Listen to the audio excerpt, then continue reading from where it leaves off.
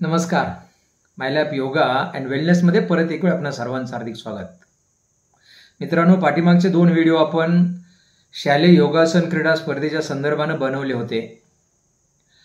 त्याच्यामध्ये SGF नुसार जो सिलेबस बदललेला आहे आणि रूल्स रेग्युलेशन बदललेले आहेत. त्याच्यामध्ये आपण सुरुवातीचा व्हिडिओ बनला आहे तो आपला ट्रॅडिशनल योगाचा, दुसरा बनला आर्टिस्टिक सिंगलचा आणि हा तिसरा व्हिडिओ आपण जो बनवतोय त्याला आपण तालात्मक युगल योगासना किंवा रिदमिक योगासना पेअर हा जो प्रकार आहे त्या संदर्भाने व्हिडिओ बनवतोय. याच्यामध्ये आपण हा इव्हेंट काय आहे, त्याचबरोबर कॉस्ट्यूम कसा असावा, त्याचबरोबर थीम आणि म्युझिक काय असावं, कॅरेक्टर एक्सप्रेशन कसं असेल, use of floor, rhythm and artistic steps ह्या कशा असतील, टायमिंग काय असेल, अतिशय त्याचबरोबर आपल्याला पेनल्टी कधी कधी मिळणार आहे, खेळाडू बाद कधी होणार आहे. साध्या साध्या गोष्टी आहेत परंतु त्या माहीत नसल्यामुळं एखादा चांगला खेळाडू बाद होऊ शकतोय. त्यामुळं हा व्हिडिओ पाहिल्यासारखाच मोठा बनणार आहे. शेवटपर्यंत बघा तरच तुम्हाला रिदमिक योगासना पेअर ज्याला आपण तालात्मक युगल योगासना हा इव्हेंट आहे. हा इव्हेंट योग्य पद्धतीनं चांगल्या पद्धतीनं कळेल आणि त्याचा परफॉर्मन्स आपला चांगला होईल. जास्तीचा वेळ न लावता लगेच सुरू करूया. तालात्मक युगल योगासना ज्याला आपण रिदमिक योगासना पेअर असं म्हणतो. SGFच्या रूल्स रेग्युलेशननुसार सिलेबस काय आहे ते आपण पाहणार आहोत. हा इव्हेंट जो आहे या इव्हेंटला तालात्मक युगल योगासना असं म्हणतात. याच्यामध्ये physical strength, power, agility, flexibility, grace, control, coordination आणि बॅलन्स या सगळ्या गोष्टींचा कस लागणार आहे किंवा सगळ्या गोष्टी ऑब्झर्व केल्या जातात.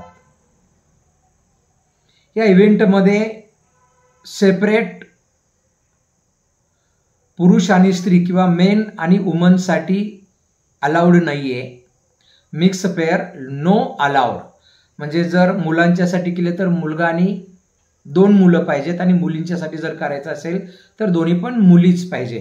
म्हणजे मिक्स पेअर या ठिकाणी अलाउड नाही. तालात्मक योगासनामध्ये 2 याच्या नावामध्येच आहे पेअर किंवा आपण युगल म्हटलंय. 2 ॲथलीट्स परफॉर्म करतात आणि हा परफॉर्मन्स त्यांचा वेळेमध्ये होणं गरजेचं आहे आणि वेळ आणि सिंक्रोनायझेशन याच्यामध्ये खूप महत्त्वाचं आहे. त्या वेळेला कसं सिंक्रोनायझेशन होणं गरजेचं आहे परफॉर्मन्समध्ये ते अत्यंत महत्त्वाचं आहे. कारण याला तालात्मक रिदम खूप महत्त्वाचा आहे. याच्यामध्ये प्रत्येक खेळाडूला म्हणजे दोघांनाही एकूण 10 आसनं करायची आहेत. म्हणजे एकाची 10 आणि दुसऱ्याची 10 म्हणजे दोघांना 10 आसनं करायची आहेत. त्याचबरोबर खूप महत्त्वाचं सांगतोय मी, दोघांनाही किंवा दोन्ही ॲथलीटला सेम आसनं सिंक्रोनायझेशनचा काळजी घेऊन करायची आहेत. सेम आसनं वेगवेगळे आसनं करायची नाहीत, समजून घ्या नीट. सेम आसनं सिंक्रोनायझेशनच्या मॅनरमध्ये करायची आहेत. त्याचबरोबर बॉडी टच आहे, एकमेकाच्या शरीराला जो स्पर्श आहे तो स्पर्श तुम्हाला अलाउड नाही. एकमेकांना स्पर्श करणं तुम्हाला अलाउड नाही, त्याला परवानगी नाही. त्याचबरोबर जर तुम्ही बॉडी टच केला, एकमेकाच्या शरीराला स्पर्श झाला तर तुम्हाला जजेस पेनल्टी देतात, दंडात्मक कारवाई तुमच्यावर होते आणि त्याचे मार्क्स तुम्हाला कमी केली जातात. पुढं याच्यासाठी वेळ जी आहे ती 150 सेकंद ते 180 सेकंद म्हणजे 2.5 मिनिटं ते 3 मिनिटाच्या आत तुमचा परफॉर्मन्स संपणं गरजेचं आहे.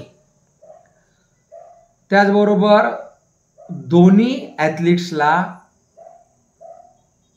जे पोश्चर मेंटेन करायचे होल्डिंग टाइम आहे तो होल्डिंग टाइम आहे 5 सेकंदाचा. प्रत्येक आसनाचं होल्डिंग टाइम आहे 5 सेकंद. त्याचबरोबर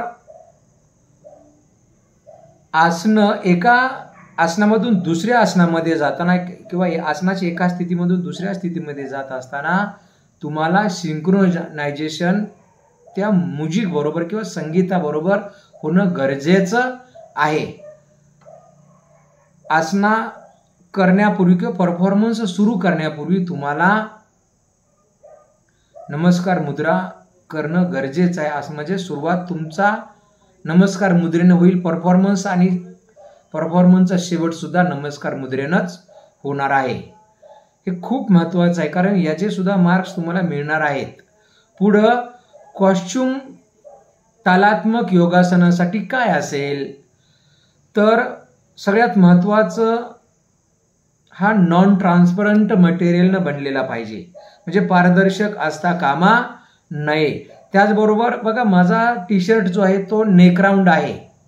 अशा पद्धतीनं नेकराऊंड टी शर्ट किंवा कॉस्ट्युम आपलं असणं गरजेचं. त्याला मध्येच कुठं असे अक्कट असता कामा नयेत. त्याचबरोबर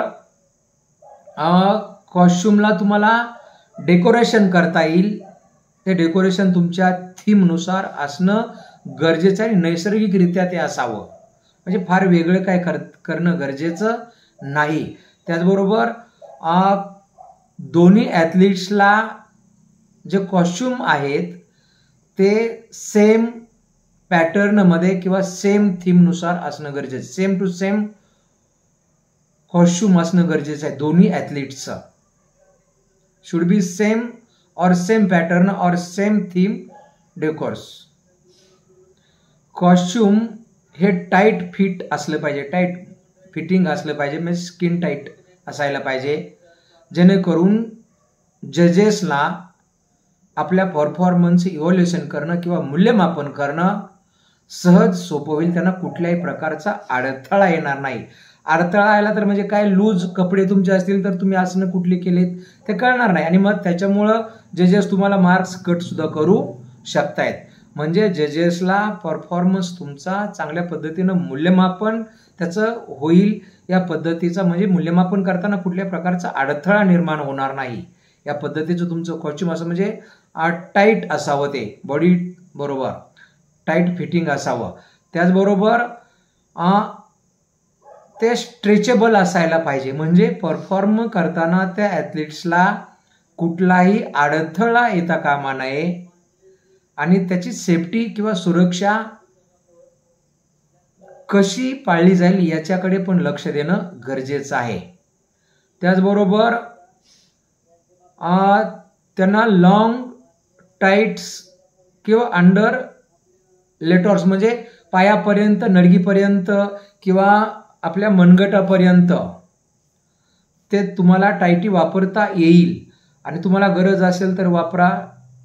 तुमच्या पद्धतीत तुम्ही ठरवायचं ते कसं आहे ते.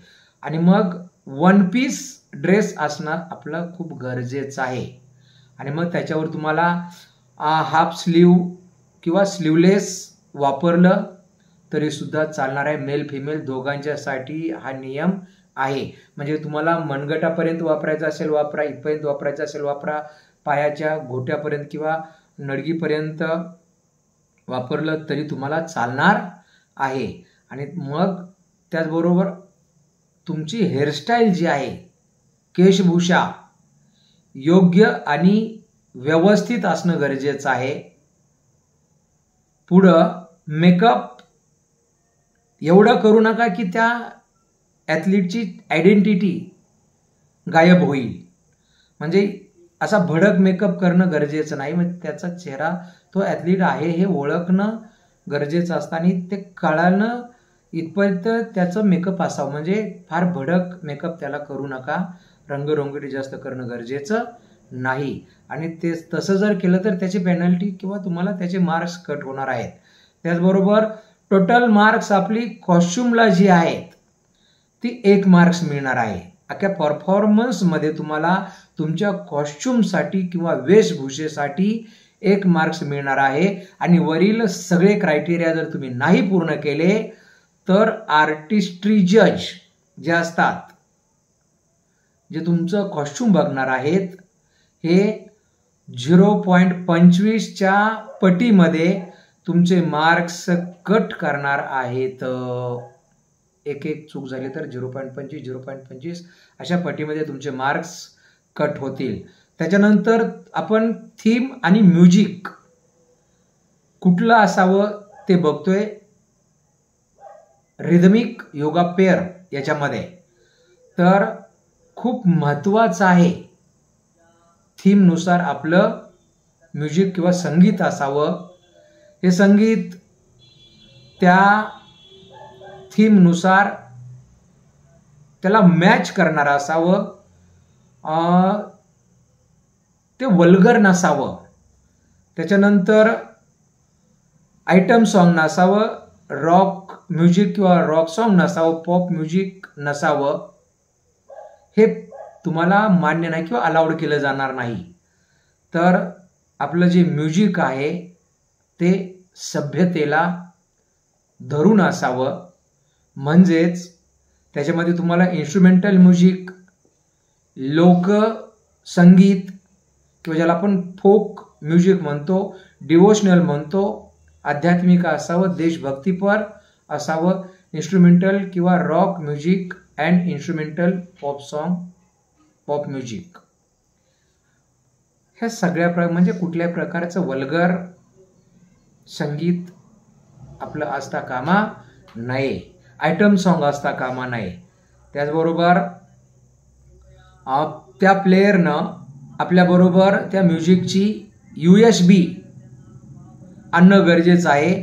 आणि ते USB आपला परफॉर्मन्स सुरू करण्यापूर्वी किंवा स्पर्धेच्या सुरुवातीलाच तो स्टेज मॅनेजरकडे देणं गरजेचं आहे. आणि त्याच्यामध्ये त्या प्लेयरचं नाव, दोन्ही प्लेयरचं नाव असेल, चेस्ट नंबर असतील आणि तो कुठल्या तालुक्यातून आला आहे, डिस्ट्रिक्टमधून आलेला आहे, स्टेटमधून आले आहे, ते असणं गरजेचं आहे. आता कॅटेगरी आर्टिस्टिक योगासना सिंगल. आता तुम्हाला सांगितलं आपण पेअर बद्दल बघतोय. हे तर चुकीचं जर म्युझिक तुम्ही लावलं आणि पुन्हा पुन्हा तेच अडथळा येणार असेल, डिस्कंटिन्यू करणार असेल, तर तुम्हाला त्याची पेनल्टी मिळते. पण जर टेक्निकल बाबीमुळे त्याच्यामध्ये अडथळा आला किंवा जी टेक्निकल टीम आहे तिथं स्पर्धेच्या ठिकाणी त्यांच्याकडून जर काय अडथळा निर्माण झाला तर तुमचे मार्क्स डिडक्ट किंवा कमी केले जाणार नाहीत. तुम्हाला तो परफॉर्मन्स मध्ये तुमचे मार्क्स कमी केले जात नाहीत. Total marks allotted for theme and music 1 marks आहेत त्याच्यासाठी. आणि डिडक्शन आर्टिस्टिक जज आहे याच्याकडून तुम्हाला 0.25च्या पटीत हे केलं जाणार आहे. म्हणजे तुम्ही म्युझिक आणि थीमच्या जर सगळा क्रायटेरिया नाही पूर्ण केला तर 0.25च्या पटीमध्ये तुमचे मार्क्स कमी होणार आहेत. या म्युझिक आणि थीमसाठी तुम्हाला 1 मार्क्स मिळणार आहे. कॅरेक्टर अँड एक्सप्रेशन, तुमचं जे कॅरेक्टर आहे त्याचे हावभाव कसे असतील, बॉडी लँग्वेज कसे असतील, त्याच्यासाठी काय सांगितले यांनी आपल्याला बघा. आपलं वय काय आहे, त्याचबरोबर आपल्या ॲथलीटचा जे वय आहे ते विचारात घ्यायला पाहिजे. त्याचे आर्टिस्टिक कलात्मक ज्या क्वालिटीज आहेत, त्याचे नॉर्म्स आहेत, ते विचारात घेणं गरजेचं आहे. त्याचबरोबर यामध्ये आपण जो आसनं परफॉर्मन्स करणार आहे ते एक सिरीज नाहीये. जसं ट्रॅडिशनल कॉम्पिटिशनमध्ये किंवा पारंपरिक योगासनाच्या स्पर्धेमध्ये तुम्ही करता, ट्रॅडिशनल इव्हेंटमध्ये एका पाठी एक आसन, त्याच्यामध्ये काय प्रकार नसतो, रिदम नाही, ताल नाही, काही नाहीये. तसं इथं करणं गरजेचं नाही. म्हणजे हा जो परफॉर्मन्स आहे तुम्हाला तिथं फक्त एका आसनातून दुसऱ्या आसनात जाणं गरजेचं नाही, पण त्याच्यामध्ये तुम्हाला त्या कॅरेक्टरची थीम काय आहे, त्याचे बॉडी लँग्वेज काय आहे, एक्सप्रेशन, हावभाव चेहऱ्याचे ते दाखवणं गरजेचं आहे. आणि एका आसनातून दुसऱ्या आसनामध्ये तुम्हाला एका पोश्चरमधून दुसऱ्या पोश्चरमध्ये जाताना हे सगळं सिंक्रोनायझेशन, आर्टिस्टिक स्टेप्स अत्यंत महत्त्वाच्या आहेत. त्याच नंतर आपला जो परफॉर्मन्स समग्र परफॉर्मन्स आहे, होलिस्टिक पार्टिसिपेशन जे आहे त्याच्यामध्ये आपल्या संपूर्ण बॉडीचे पार्ट्स इन्व्हॉल्व्ह होणं गरजेचं आहे. त्याच्यामध्ये आपलं डोकं असेल, कपाळ असेल, खांदे असतील, ट्रंक असेल, पाय असतील, हे सगळ्या भागांचा चेहरा असेल, चेहऱ्यावरचे एक्सप्रेशन हेही खूप महत्त्वाचं आहे. त्याचबरोबर आपला जो परफॉर्मन्स आहे, कॅरेक्टर आहे, ते योग्य असणं गरजेचं आहे, सात्विक असणं गरजेचं आहे. त्याचबरोबर त्या परफॉर्मन्स किंवा जे सॉन्गची थीम आहे, म्युझिकची थीम आहे, ते आपल्या चेहऱ्याच्या हावभावामधून दिसणं गरजेचं आहे. आणि मग जर आणि पुढं तुम्हाला प्रॉप्स अलाउड नाहीये, आणि जर तुम्ही प्रॉप्स अलाउड केले कुठल्याही प्रकारचे तर जजेस तुम्हाला डिस्क्वालिफाय करू शकतात, तुम्ही स्पर्धेतून बाद व्हाल. त्यामुळं कुठलेही प्रॉप्स वापरू नका. मी अनेक ठिकाणी बघतोय, तुम्हाला पण तुम्ही ज्या अनेक ठिकाणी स्पर्धेला गेला असाल तर बघतो आपण की वेगवेगळे प्रॉप्स, म्हणजे जर तुमची शंकराची थीम असेल तर तो त्रिशूळ वापरणं, त्याच्यानंतर जटा वापरणं, देवीची थीम असेल तर मग ते आणखी असूड वापरणं, परडी असेल, वेगवेगळे प्रकार करतात. तर हे करणं गरजेचं नाही. जर तुम्ही ते वापरलं तर तुम्हाला डिस्क्वालिफाय केलं जाईल. त्याचबरोबर कॅरेक्टर आणि एक्सप्रेशनसाठी तुम्हाला 3 मार्क्स दिलेले आहेत. किती मार्क्स झाले? 3 मार्क्स. आणि याच्यामध्ये सुद्धा तुम्हाला जे डिडक्शन आहे ते 0.25च्या पटीतच होणार आहे. तुम्ही जर परफॉर्मन्स करत असताना जर ते म्युझिक आहे त्याच्यामध्ये सिंक्रोनायझेशन नाही केलं, तालामध्ये नाही जर केलं, म्हणजे जर स्पीड वाढलं म्युझिकचं तर तुमचं बॉडीचं स्पीड सुद्धा वाढणं पाहिजे, म्हणजे हालचाली तुमच्या स्पीडमध्ये होणं गरजेचं आहे. जर म्युझिक जर संत झालं तर त्या बॉडीचं आपल्या हालचाली स्थिर किंवा संत होणं गरजेचं आहे. आणि जर तसं नाही केलं तर तुम्हाला 0.25च्या पटीमध्ये मार्क्स कमी केले जातात एक्सप्रेशन आणि सगळ्या हालचालीसाठी. पुढचा आहे यूज ऑफ फ्लोअर. तुम्हाला जो एरिया दिला जाणार आहे, तर आपण आर्टिस्टिक सिंगलमध्ये बघितलं की 8.8 मीटरचा हा एरिया आहे. पण इथं तुम्ही तिथं एकटाच होता, इथं 2 जण असणार आहे तुम्ही, म्हणजे पेअर आहे तुमची. आणि म्हणून तुम्हाला या ठिकाणी 10x10 मीटरचा एरिया दिलेला आहे. म्हणजे तुमचा जो एरिया आहे यूज ऑफ फ्लोअर तो तुम्हाला 10x10 मीटरचा इथं दिला जाणार आहे. मॅक्झिमम फ्लोअरचा तुम्हाला वापर करणं गरजेचं, म्हणजे सगळ्या जो 10x10 मीटरचा जो चौरस आहे तुमचा, चौकोन आहे, त्याच्यामध्ये सगळ्या भागाचा किंवा सगळ्या एरियाचा तुम्हाला वापर करणं गरजेचं आहे. त्याचबरोबर जर ती बॉर्डर दिली जाईल तुम्हाला, त्या एरिया तुम्ही क्रॉस केला किंवा बॉर्डर स्पर्श केली तर तुम्हाला जजेस काय करतील, त्याचं बेनिफिट तुम्हाला डिसएडव्हान्टेज होणार आहे.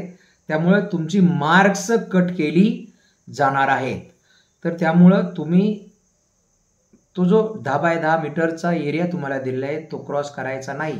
पण पुढे जाऊन काय सांगितले त्यांनी, तुमचा एखादा हात किंवा पाय, बॉडी त्याच्या बाहेर गेली पण तुम्ही लाईन क्रॉस नाही केली, म्हणजे जमिनीला स्पर्श नाही तुमचा झाला त्या बॉर्डरला, तर तुम्हाला पेनल्टी मिळणार नाही. ते तुम्हाला अलाउड आहे.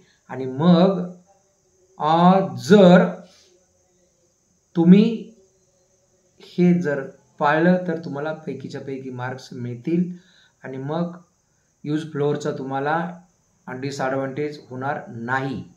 त्याच्यानंतर आर्टिस्ट्री जज, जर तुम्ही हे सगळं केलं म्हणजे चुकी बाउंड्री पार केली किंवा तो एरिया तुम्हाला दिलेला आहे, बाउंड्री दिलेली आहे, मर्यादा दिलेली आहे, त्याच्या बाहेर तुम्ही जायचं नाही, तर तुम्ही जर त्याच्या बाहेर गेला तर तुम्हाला ए जज म्हणजे आर्टिस्ट्री जज रेड फ्लॅग दाखवतो आणि प्रत्येक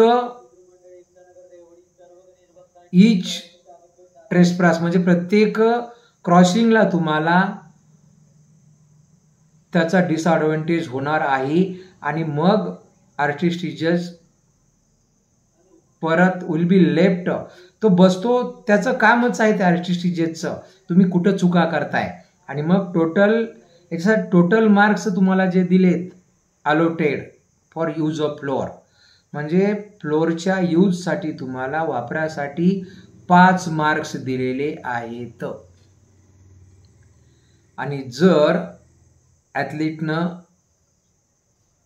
हा क्रायटेरिया नाही पूर्ण केला तर होल फ्लोअर त्यानं जर नाही वापरली तर जजेस तुमचे 0.25च्या पटीमध्ये मार्क्स कमी करतात आणि जास्तीत जास्त 3 मार्क्स कमी करू शकतात. बघा किती महत्त्वाचं आहे, खूप महत्त्वाचं आहे. 1 मार्काची पेनल्टी तुम्हाला मिळते जर तुम्ही टचिंग किंवा क्रॉस केलं तर, त्या बॉर्डरला टच केलं किंवा क्रॉस केलं तर तुम्हाला 1 मार्काची पेनल्टी दिली जाते. त्याचबरोबर दोघांनी जर एका वेळेस क्रॉस केलं तर if not touching floor will not lead to penalty of marks, त्याने जर नाही पार केलं तर त्यांना पेनल्टी मिळणार नाही. रिदम, सिंक्रोनायझेशन, आर्टिस्टिक स्टेप्स, त्याचा ताल कसा असावा, सिंक्रोनायझेशन आणि आर्टिस्टिक स्टेप्स याच्याबद्दल आपण माहिती बघतोय. या सगळ्या तुमच्या हालचाली पाहिजेत, त्या मौल्यवान किंवा योग्य पाहिजेत, को रिलेशन त्या दोघांच्या मध्ये पाहिजे. म्हणजे तुमचं म्युझिक असेल, तुमचा प्रत्येक ॲक्ट असेल, लिप मुवमेंट असतील, तुमच्या बॉडीच्या सगळ्या मुवमेंट असतील, ह्या सगळ्याच्या मध्ये ताळमेळ असणं गरजेचं आहे. उदाहरणार्थ जर तुम्हाला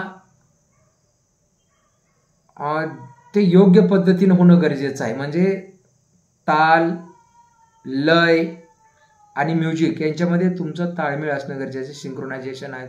आणि तुमचे बॉडी पार्ट्स म्हणजे मग सांगितलं तुम्हाला, स्पीड झालं की तुमच्या हालचाली स्पीडमध्ये व्हायला होणं गरजेचं आहे. त्याबरोबर ताल जर स्पीड कमी आलं तर तुमचं त्या पद्धतीने होणं गरजेचं आहे. आणि जर हा तुमचा परफॉर्मन्स जर योग्य झाला तर तुम्हाला चांगली मार्क्स मिळतील.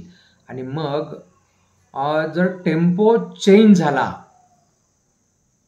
मध्येच तर स्लो झाला तर तुमच्या मुवमेंट स्लो होणं गरजेचं आहे.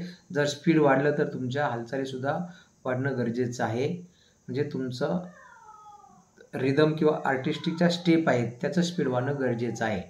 चीफ जज तुम्हाला काय करतात, ग्रीन फ्लॅग दाखवतो आणि मग तुमचा परफॉर्मन्स सुरू होतो. त्याचबरोबर तुमचं म्युझिक सुरू होण्यापूर्वी जर तुम्ही एखादी आसनाची कृती केली तर ती तुम्हाला अलाउड नाहीये. जजनं ग्रीन फ्लॅग दाखवला, म्युझिक स्टार्ट झालं की तुमचा परफॉर्मन्स सुरू होतो. आणि मग दोघांनाही ते करणं गरजेचं, एकाच वेळेस करणं गरजेचं आहे. आणि मग जर आसना परफॉर्मन्स आणि आर्टिस्टिक स्टेप्स तुमच्या जर आयडेंटिकल नेस झाल्या, म्हणजे सिंक्रोनायझेशन जर योग्य नाही झालं तर तुम्हाला 0.25च्या पटीमध्ये प्रत्येक वेळेस तुमचं मार्क्स कट केलं जाणार आहे. आणि athlete should not allowed communicate with each other, म्हणजे तुम्हाला एकमेकांच्या बरोबर कम्युनिकेशन करण्याला परवानगी नाही, म्हणजे कधी परफॉर्मन्सच्या वेळेस. आणि जर तसं केलं तर तुम्हाला 0.5 मार्काची पेनल्टी मिळणार आहे. तुम्ही जर एकमेकाशी हे केलं, कम्युनिकेशन केलं तर. बॉडी टच खूप महत्त्वाचं, बॉडी टच अलाउड नाही. परफॉर्मन्सच्या याच्यामध्ये वेळेमध्ये तुम्हाला बॉडी टच अलाउड नाही एकमेकांच्या बरोबर. आणि जर तुम्ही तसं केलं तर 1 मार्काची पेनल्टी तुम्हाला मिळणार आहे. आणि प्रत्येक बॉडी टचला, म्हणजे एकदा बॉडी टच झाला की 1 मार्क पेनल्टी, दुसऱ्यांदा बॉडी टच झाला दुसऱ्यांदा तुम्हाला पेनल्टी मिळणार आहे 1 मार्काची. आणि मग artistic steps should be continuous and connected with smooth transaction in a synchronised manners. म्हणजे तुमचं खूप परत हा शब्द येतोय बघा, सिंक्रोनायझेशन. तर हे एका स्थितीतून दुसऱ्या स्थितीत जाणं, ताळमेळ असणं खूप गरजेचं आहे. तुम्हाला जे खेळाडू आहेत किंवा ॲथलीट आहेत त्यांना क्लासिकल किंवा फोक किंवा ट्रॅडिशनल स्टेप्स तुम्ही यांचा वापर करू शकता. तुमच्या व्हॅलिड ॲक्रोबॅटिक एलिमेंट्स जे आहेत अलाउड आहेत. त्याच्यामध्ये काय आहे, front walk over, back walk over, cartwheel, front roll, back roll हे तुम्हाला अलाउड आहे. परंतु तुम्हाला हवेत जंप घेणं, कोलांटी उड्या घेणं, समरसॉल्ट करणं हे अलाउड नाही, याला परवानगी नाही. आणि जर तुम्ही हवेमध्ये समरसॉल्ट केला, हवेत जंप केलं तर तुम्हाला 1 मार्काची पेनल्टी जजेस कडून मिळणार आहे, कारण इनव्हॅलिड ॲक्रोबॅटिक्स एलिमेंटसाठी. पुढं dance step, artistic step combination must be performed according to the tempo, rhythm, character and accent of the music in synchronised manner.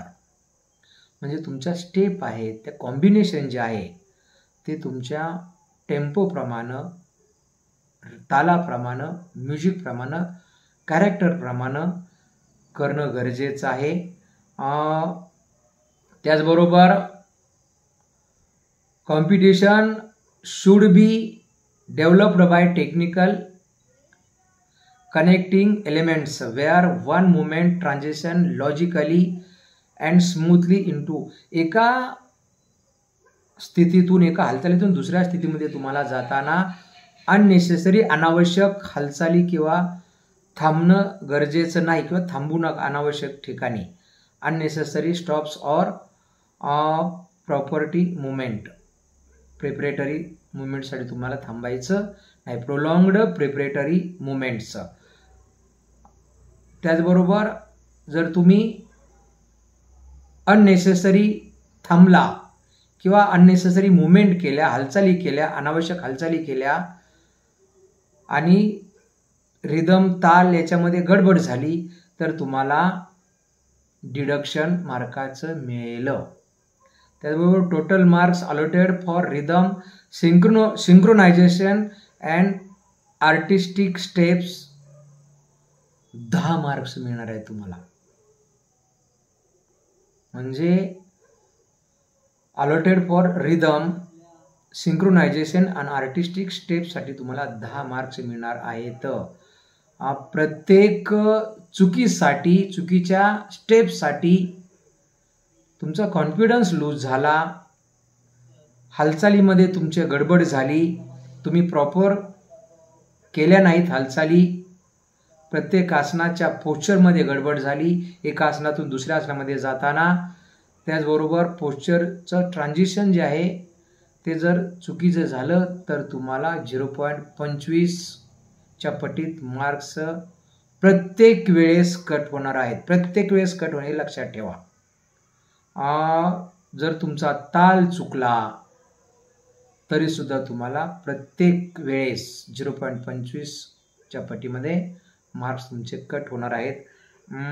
याच्यामध्ये आता वेळ तुमची जी आहे ते 3 मिनिटाची आहे. 180 सेकंद. म्युझिक सुरू झालं, ग्रीन फ्लॅग दाखवला, लगेच तुमचं टाइम स्टार्ट होणार आहे आणि नमस्तेने तुम्ही सुरुवात करणार आहे, शेवट सुद्धा नमस्तेने करणार आहे.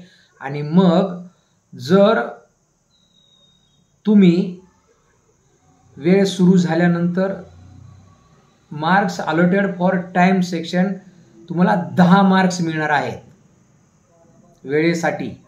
म्हणजे 5 मार्क्स तुम्हाला होल परफॉर्मन्स म्हणजे संपूर्ण परफॉर्मन्सचा जो वेळ आहे TW ज्याला म्हटलंय याच्या जजिंगच्या भाषेमध्ये, आणि टोटल टाइम ऑफ आसना याच्यासाठी 5 मार्क्स आहेत. म्हणजे 5 + 5 होल परफॉर्मन्स टाइम 5 मार्क्स आणि आसनाच्या वेळेसाठी किंवा टाइम ऑफ आसनासाठी 5 मार्क्स, असे एकूण 10 मार्क्स तुम्हाला जजेस देणार आहेत. 2 मिनिट 150 सेकंदामध्ये कमीत कमी 150 सेकंदामध्ये तुमचा परफॉर्मन्स पूर्ण झाला पाहिजे. जर त्याच्यापेक्षा जर तुम्ही कमी वेळेमध्ये किंवा 150 पेक्षा कमी सेकंद जर आपलं टायमिंग झालं, परफॉर्मन्स झालं, तर तुम्ही डिस्क्वालिफाय व्हाल.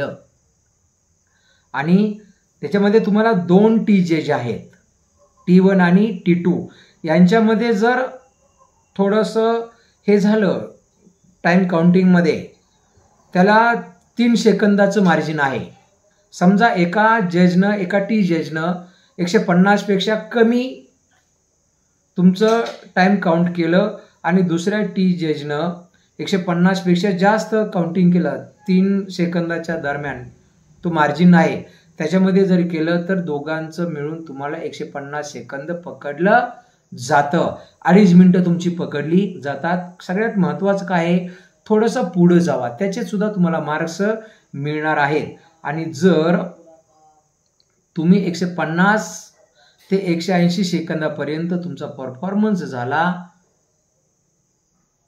तर तुम्हाला कशी मार्क्स मिळतील, 150 ते 160 सेकंदापर्यंत तुम्हाला 3 मार्क्स मिळतील. परफॉर्मन्स टायमिंग तुमच्या 150 ते 160 सेकंदापर्यंत पूर्ण झाला तुमचा परफॉर्मन्स, तुम्हाला 3 मार्क्स. 161 ते 170 4 मार्क्स आणि 171 ते 180 सेकंदापर्यंत तुमचा परफॉर्मन्स जर कंप्लीट झाला तर तुम्हाला 5 मार्क्स मिळणार आहेत. म्हणजे टायमिंग सुद्धा किती महत्त्वाचे, अतिशय बारकावे या स्पर्धेमध्ये आपल्याला बघितले जाणार आहेत.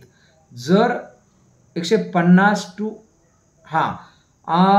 180 सेकंद पूर्ण झाल्यानंतर, आता पण खूप महत्त्वाचं आहे बघा, तुम्ही जर परफॉर्मन्स तुमचा तसाच सुरू राहिला, म्हणजे 3 मिनिटाच्या पुढे जर तुमचा परफॉर्मन्स सुरू राहिला तर तुम्हाला 0.5 मार्कची पेनॉल्टी किंवा दंड, तुमचे मार्क्स कमी होणार आहेत प्रत्येक सेकंदासाठी.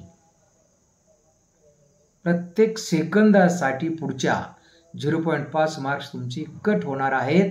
आणि 10 सेकंदापर्यंत तुम्ही जर परफॉर्मन्स चालू ठेवला तसाच 3 मिनिटाच्या नंतर, म्हणजे 180 सेकंदाच्या नंतर तुम्हाला डिस्क्वालिफाय केलं जातं, म्हणजे स्पर्धेतून बाद केलं जाईल.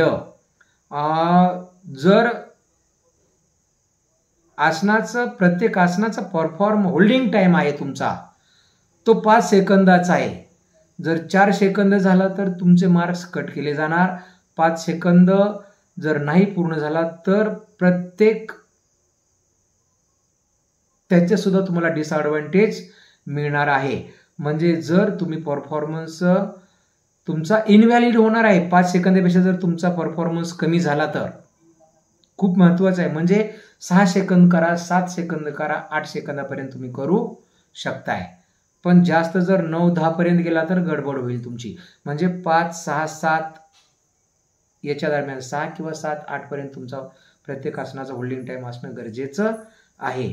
आणि मग जर तुम्ही 5 सेकंदाचं जर पूर्ण नाही केलं तर याची सगळी आसनं मिळून तुम्हाला 10 आसनं करायचे तुम्हाला या परफॉर्मन्समध्ये. तर प्रत्येक तुम्हाला याची 5 मार्क्स मिळणार आहेत आसनासाठी. मग काय सांगितलं तुम्हाला मी, म्हणजे प्रत्येक आसन तुम्हाला 0.5 मार्क्स मिळवून देणार आहे. आणि मग जर 5 सेकंदापेक्षा कमी केलं तर इनव्हॅलिड होईल आणि तुम्हाला 0 मार्क्स मिळतील त्या आसनासाठी. समजून घ्या, जर तुमचं एखादा आसनच तुमचं 4-5 पेक्षा कमी झालं आणि पुढची तुम्ही आसनं बरोबर केली तर त्या आसनाचे मार्क मिळतील.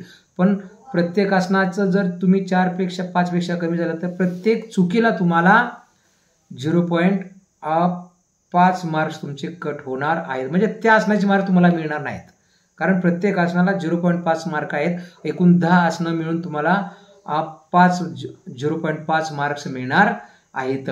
आणि मग तुमचं कॅल्क्युलेशन सुरू होतंय. जजेस TA आणि T2 जज आहेत तुमचे, त्याच्यामध्ये सुद्धा टाइम जज आहे. ते तुमचं टाइम स्टार्ट करतोय, काउंट करतो. त्याला 2 कामं आहेत T1 आणि T2ला. त्यांना 2 कुठली, तुमचा whole time of performance, whole time म्हणजे तुम्ही किती सेकंदामध्ये किती मिनिटामध्ये तुमचा संपूर्ण परफॉर्मन्स केला आहे ते पण बघायचं आहे त्यांना. आणि प्रत्येक आसनं तुम्ही किती सेकंद केली ते पण बघायचं आहे त्यांना. हे दोघं हे बघत असतात. त्याचबरोबर टी जज स्टॉपवॉच तुमचं सुरू करणार आहे ते बघणार. त्याच्याकडे 2 स्टॉपवॉचेस असणार आहेत, त्याची काळजी तुम्ही करू नका. ते सगळं बघत असतील आणि एका वेळेस तो संपूर्ण परफॉर्मन्स बघणार आहे, वेळ आणि प्रत्येक आसनाची वेळ दुसऱ्या बाजूला ते बघणार आहेत. आणि मग चीफ जज तुम्हाला ग्रीन फ्लॅग दाखवून तुमचा परफॉर्मन्स सुरू होईल. प्रत्येक आसना परफॉर्मन्सची सुरुवात करताना तुम्हाला नमस्तेनं सुरुवात करायचे. परफॉर्मन्स संपताना सुद्धा तुम्हाला नमस्ते करायचं आहे. एका टी जजनं तुमचं 5 सेकंदचं टाइम काउंट केलं आसनाचं आणि दुसऱ्या टी जजनं तुमचं 4 सेकंदाचं टाइम काउंट केलं तर दोघांचं मिळून तुमचं 4 सेकंदच टायमिंग काउंट केलं जाईल. आणि मग जर पुढे जाऊन सांगितलं त्यांनी, जर TW आणि TA उदाहरणार्थ स्टॉपवॉच जर less than 6.5 it must be considered 6 म्हणजे स्टॉपवॉचनं जर 6.5 जर तुमचं टायमिंग दाखवलं तर ते तुमचं 6 सेकंद पकडलं जाईल. आणि 6.5 पेक्षा जर तुम्ही जास्त दाखवलं देन दोघांचं जर इक्वल आलं देन ऑर इक्वल तर तुमचं 7 पॉईंट पकडलं जाईल. ओके. आसना डिफिकल्टी चार्ट तुम्हाला सांगितलं. Forward bending, backward bending, twisting, hand balance, leg balance, ह्या 5 कॅटेगरी आहेत. त्या 5च्या प्रत्येकाच्या 2 या 10 कॅटेगरी तुम्हाला याचा निवडणं गरजेचं आहे. आणि हे तुमच्या कॅपॅसिटीनुसार अकॉर्डिंग टू युअर कॅपॅसिटी म्हणजे तुम्हाला बेस व्हॅल्यू आहे प्रत्येक चार्टमध्ये ABCD आणि E ह्या 5 कॅटेगरीतलं तुम्ही कुठलंही आसन निवडू शकता. परंतु तुम्हाला तुमची कॅपॅसिटी काय आहे, तुम्हाला कुठली आसनं चांगली जमतात आणि चांगले मार्क्स मिळावेत म्हणून तुम्ही जर E मधले आसनं केली आणि तुम्हाला जर तो परफॉर्मन्स आसनाचा नाही करता आला तर तुमचं त्याच्यामध्ये काय होणार आहे, तुमचं डिडक्शन होणार आहे. मग चीफ जज तुम्हाला रेड फ्लॅग दाखवतील आणि डिस्क्वालिफाय केले जाईल. आता खूप महत्वाचं आहे, प्रत्येक खेळामध्ये दोघांनाही सेम परफॉर्मन्स करायचा आहे. जर यानं उजवा हात जर उचलला त्याचा पण उजवा हात म्हणजे सेम टू सेम आसनं तुम्हाला करायचे आहेत. जर पाय असेल सेम पाय असायला, सेम लेग असायला पाहिजे, सेम हँड असायला पाहिजे. ज्या बाजूला डायरेक्शन आहे त्याच बाजूला तुमचं डायरेक्शन दोघांचंही सारखं असणं गरजेचं आहे. आणि जर हे चुकीचं केलं तर तुम्हाला 0 मार्क्स दिले जातील त्या आसनासाठी. म्हणजे समजा सगळीची आसनं सेम टू सेम करायचे आहेत, खूप महत्वाचं आहे. आणि जर तुमचा एकाचा जर राईट लेग असेल दुसऱ्याचा पण राईट लेग उचलणं गरजेचं आहे. ज्या दिशेला डायरेक्शन आहे तुमचं, ज्या डायरेक्शनला तुमचं तोंड आहे त्या डायरेक्शनला दोघांचं पण एकसारखं असणं गरजेचं आहे. आणि जर नाही झालं तर तुम्हाला त्या पर्टिक्युलर आसनासाठी 0 मार्क्स दिले जातील. त्याचबरोबर सिक्वेन्स चेंज करत असताना तुम्ही जर सिक्वेन्स चेंज केला ऑन दी स्पॉट, तुम्ही जे सीट देणार आहे सिक्वेन्सचं, तर त्याच्यामध्ये ऐनवेळेस बदल करू शकत नाही. आसनाचं जे तुम्ही परफॉर्मन्स सीट भरून देणार आहे, जे कुठली forward bending, backward bending, hand balance, leg balance, twisting, हे सीट भरून देते, तुम्हाला ऐनवेळी चेंज करता येणार नाही. आणि जर चेंज केलं तर performance will be lead 2 marks penalty, तुम्हाला 2 मार्काची पेनल्टी मिळणार आहे. त्याचबरोबर दुसऱ्यांदा जर असा बदल केला तर 4 मार्काची पेनल्टी, तिसऱ्यांदा बदल केला तर 6 मार्काची पेनल्टी, आणि त्याच्यापेक्षा 3 पेक्षा जास्त जर बदल झाले तर तुम्हाला डिस्क्वालिफाय केलं जाईल. आणि जर ॲथलीटनं सिक्वेन्स तुम्ही जो पुरवलेला आहे, लिहून दिलेला आहे पर्टिक्युलर आसनाचा, तर त्याच्यामध्ये तुम्हाला चेंज जर केलं तर त्या पर्टिक्युलर आसनासाठी तुम्हाला 0 मार्क्स मिळतील. आणि मग हे सगळं तुमचं बघितलं जाईल. 10 आसनं तुम्हाला परफॉर्म करायची आहेत, दोघांनाही सेम. त्याच्यामध्ये पहिला forward bending, backward bending, hand balance, leg balance, twisting, ह्या 5 कॅटेगरी आहेत. पाठीमागच्या व्हिडिओमध्ये आपण बनवलेलं आहे, तो बघू शकताय. आसना डिफिकल्टी जे ज्याच्यामध्ये तुम्हाला 4 डिफिकल्टी जे असणार आहेत, त्याच्यामध्ये 10 मार्क्स देणार आहेत. ते दोघा हायेस्ट लोएस्ट कट केले जातील मार्क्स आणि दोघांचे ॲव्हरेज काढले जाईल. त्याचबरोबर प्रत्येक आसनासाठी तुम्हाला 10 मार्क्स दिले जाईल, म्हणजे तुमचे 10 आसनं 100 मार्क्स दिले जातील.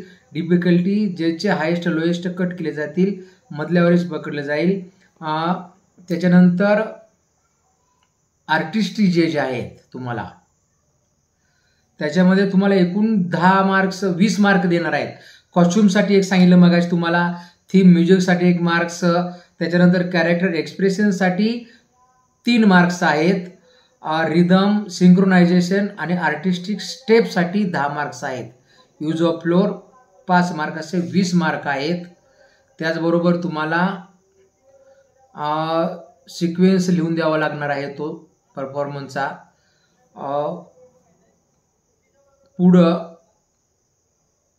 हे दोघांची आर्टिस्ट्री जज, तो पण तुम्हाला मार्क देणार आहे. टाइम जज मार्क देणार आहे. आर्टिस्ट्री जज कसे देणार मार्क बघा तुम्हाला. कॉस्ट्युमसाठी सांगितलं तुम्हाला. पुढं